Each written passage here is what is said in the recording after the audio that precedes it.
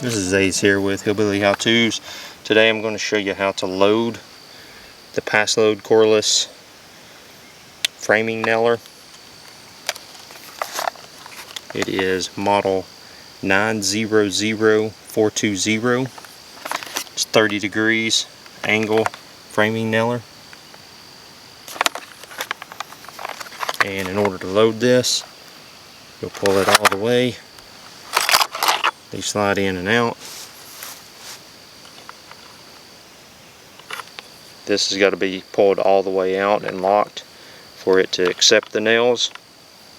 Slide in and you push this button and it locks it in and you're ready to go. Take those out, they slide out.